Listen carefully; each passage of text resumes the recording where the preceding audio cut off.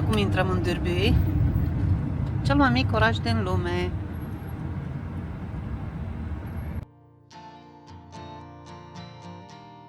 Acesta e Dârbiuy, cel mai mic oraș din lume. Un oraș atât de mic încât oamenii spun că îl traversezi în 10 minute. Așa că astăzi vreau să aflu ceva simplu. E doar un titlu de marketing sau există ceva care îi face pe oameni să rămână aici? Hai să vedem!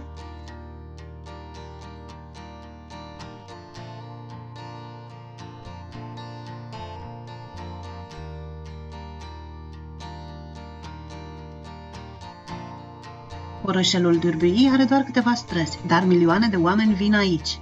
Și mai e ceva. O mare parte din oraș a fost transformată în ultimii ani de un miliardar belgian. Așa că întrebarea devine și mai interesantă. Vizitezi un oraș medieval sau un loc reinventat pentru turiști?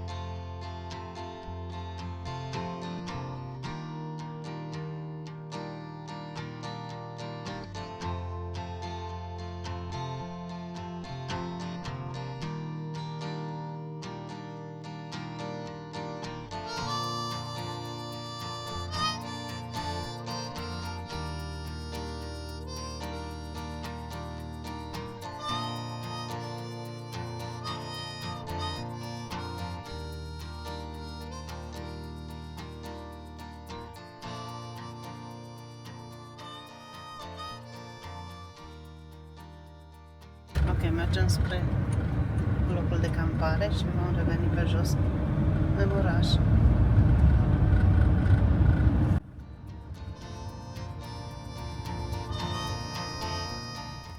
Nu știu, am campat. Mergem să explorăm orașul Dârbiuy.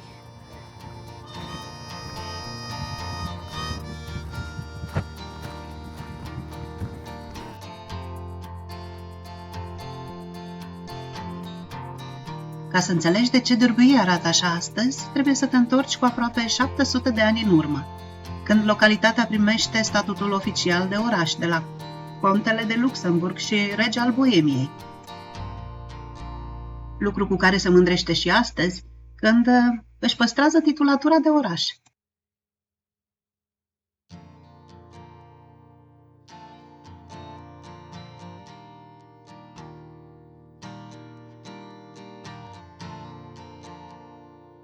Dârbiuy nu era mare nici atunci, dar era bine poziționat.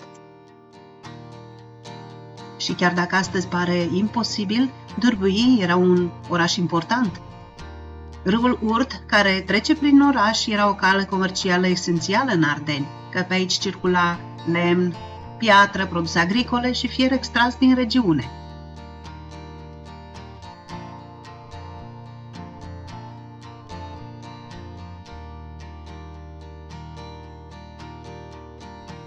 Orașele medievale nu creșteau la întâmplare, se dezvoltau acolo unde exista comerț. Iar Dârbiuy controla un punct important de trecere a comerțului din Ardeni. Dar apoi Europa s-a schimbat. Rutele comerciale s-au mutat, orașele mari au crescut, industria a apărut în alte regiuni, iar Dârbiuy a rămas în urmă.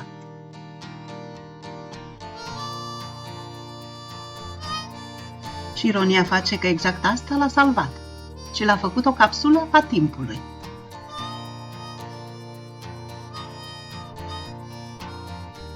Belgia a trecut prin războaie devastatoare, dar Dârbiuy a fost în mare parte ocolit de distrugerile masive care au existat în alte orașe, nu pentru că era imposibil de cucerit, ci pentru că devenise prea puțin important strategic. Uneori lucrurile care scapă istoriei ajung să păstreze mai mult din ea.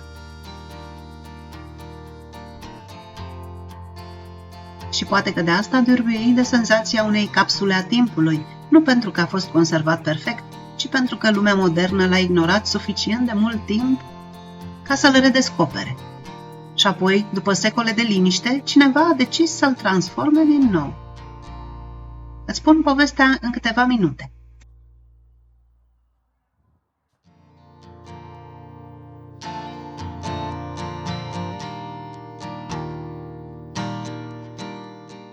Castelul din Dârbiuy domină orașul de secole. În Evul Mediu, de aici, conții controlau valea râului Urt și comerțul din zonă. Dar castelul pe care îl vezi astăzi nu mai aparține nobililor medievali și nu mai este cel de atunci. Acum este proprietatea privată deținută de familia contelui de Ursel și nu poate fi vizitată în interior și poate tocmai asta păstrează încă aerul acela misterios. D'Urbuy este promovat drept cel mai mic oraș din lume și sună bine, doar că dacă citești comentariile oamenilor despre lucrul acesta, apare mereu aceeași idee, că îl termini în 10 minute, că n-ai ce vedea, că e doar marketing. Și sincer, la prima vedere, pare să aibă dreptate. Orașul are doar câteva străzi. Așa că m-am gândit să fac un test, să văd dacă D'Urbuy chiar este un loc pe care să-l traversez rapid sau e un loc care funcționează diferit decât ceea ce vezi pe internet. Hai să vedem!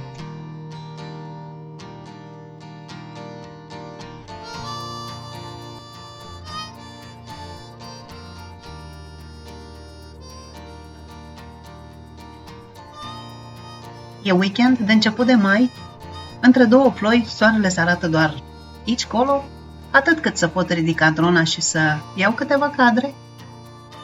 Iar străzile par pustii, aproape nimeni pe aici. Contrar a ce citisem, cum că D'Urbuy e invadat de turiști.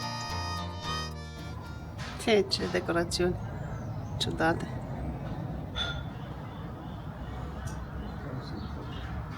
Da, asta din pădure.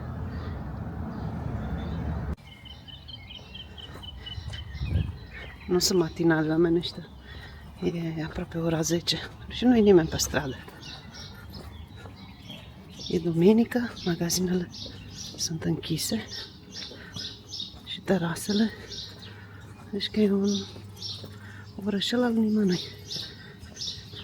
Un decor de film, unde actorii încă n-au ajuns la muncă.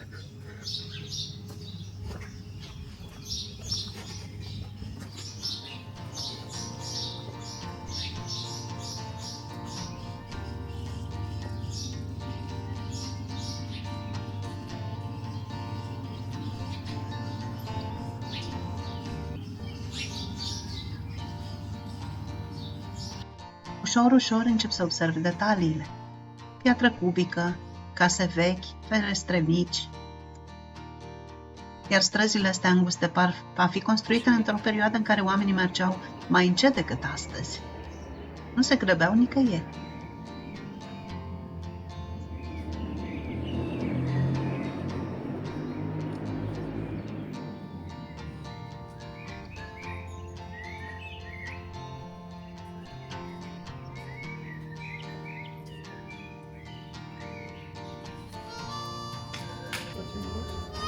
Miros.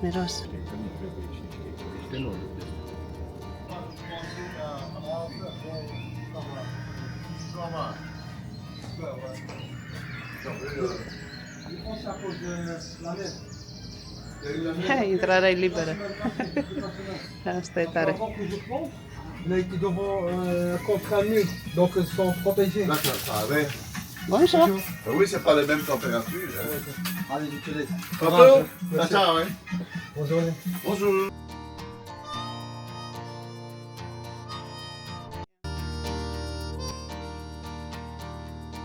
Sunt magazine peste tot, magazine mici, unele foarte turistice, altele care parcă au rămas aici de foarte mult timp, ciocolată belgiană, suveniruri, bere locală, produse de artizanat, toate pentru turiști. Și cu prețuri ca pentru turiști.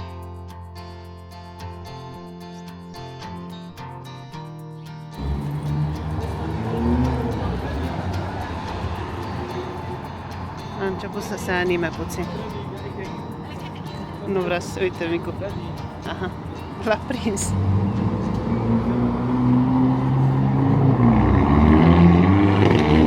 Vai, ce îngrozitor zgomot.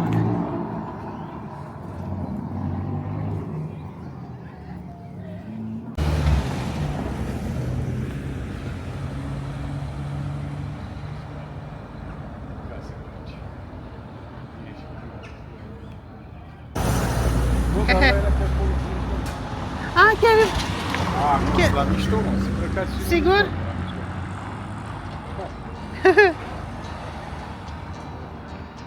Uniformele de pe vremea aia. De pe vremea lui de Fene. Spaima acestui orășel îi revine în mare parte cuiva, căci o mare parte din Durbuy a fost transformată în ultimii ani de un miliardar belgian, Mark Cucă. Și-a făcut averea în industria farmaceutică prin Omega Pharma și apoi a început să investească masiv aici. Hoteluri, restaurante, atracții turistice, totul foarte curat, foarte bine întreținut, poate prea bine întreținut. Și apoi părerile se împart. Unii spun că el a salvat orașul, alții spun că l-a transformat într-un produs turistic perfect. Și sincer, cred că înțeleg ambele variante.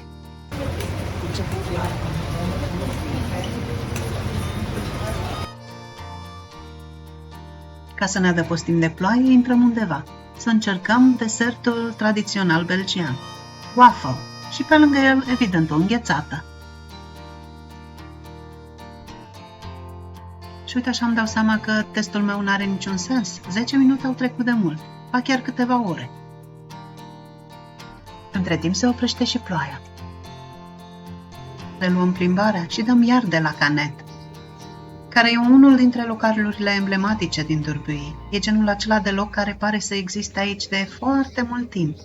O terasă mică, atmosferă faină, vedere direct la străduțele medievale. Păcat că e închis. Se deschide doar seara.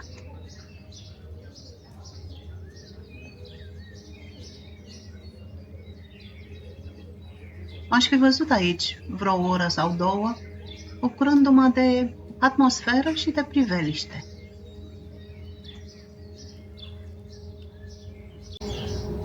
Într-o lume în care nimeni nu mai citește.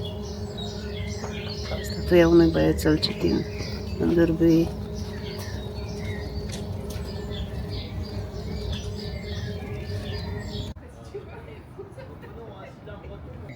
Eugen zice că a văzut un crap mare aici. Ia uzi, ia uzi. Uite și un stârc.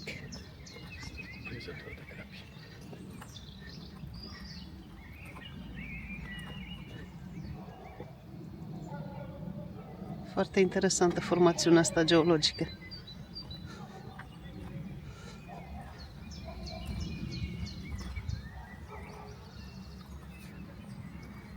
Rocile acestea au fost literalmente împinse și curbate de forțe tectonice uriașe acum milioane de ani.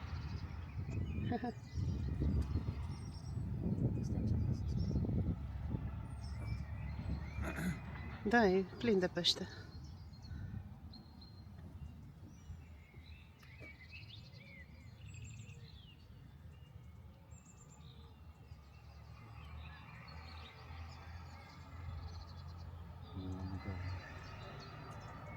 Vine, dar n-ai voie să-i hrănești, că-ți faci de lucru. Amenda e mare.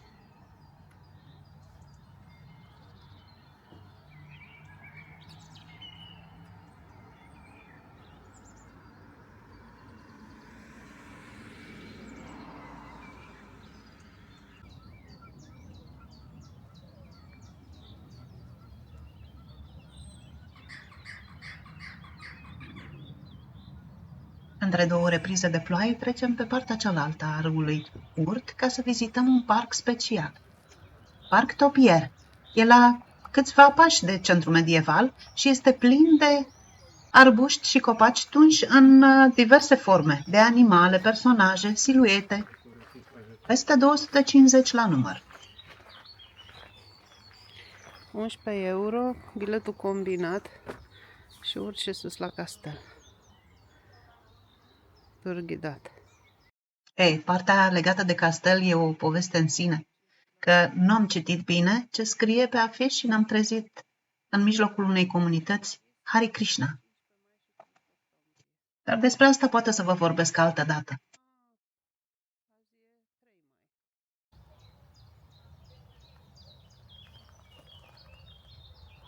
Numărul 6 vrea să o reprezinte pe Pamela Anderson din Baywatch. Ți-aduce aminte de ea? Aproape, aproape.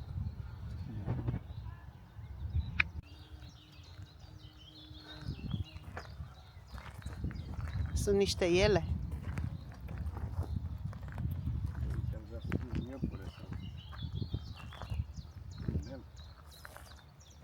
Asta nu știu, că nu l-a tuns. Numărul 5. Numărul 5 zice... Habar nu am. Da, cred că un melc, dar nu prea l-a ieșit. Da, da. Simbolul lui Yves Saint Laurent. O fi sponsorizat. Ne-am amuzat și am apreciat munca grădinarilor, dar nu eram foarte convinși că merită oprirea și, sincer, e unul dintre locurile acelea mici care completează surprinzător experiența din Dârbuie, dar pe care îl puteți sări.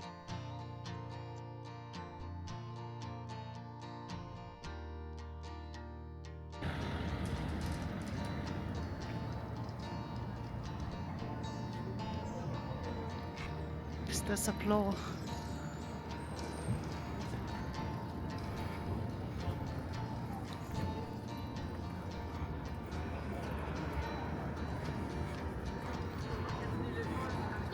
Vremea n-a fost generoasă cu noi. Am vizitat Dârbuie între două ploi. Poate și asta ar trebui menționat.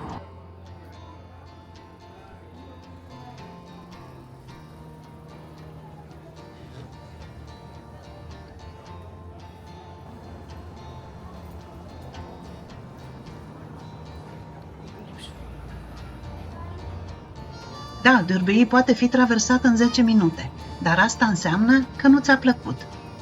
Și dacă nu-ți place un astfel de loc, poate că nici n-ar trebui să vii, că nu e pentru tine.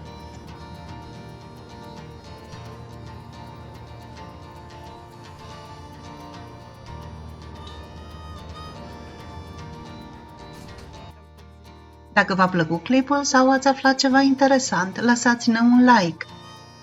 Spuneți-ne părerea voastră în comentarii. Dârbuie e un loc supraevaluat sau un loc care chiar merită vizitat? Voi ce credeți? Ați veni aici?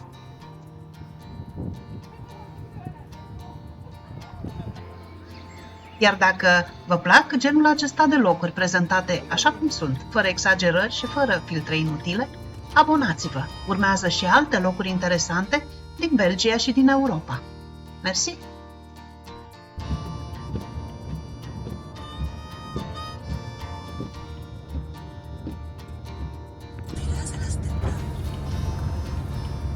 Thank you, bye-bye!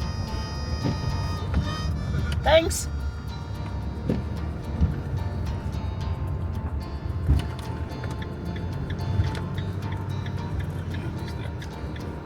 Liber drept.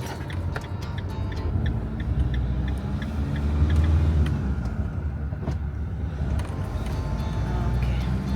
N-a ținut vremea cu noi în Dârbuie. Am încercat, dar ne-a ajuns ploaia din urmă. Măcar am reușit azi să ridicăm drona. Frig nu e, da? Destul de răcoare.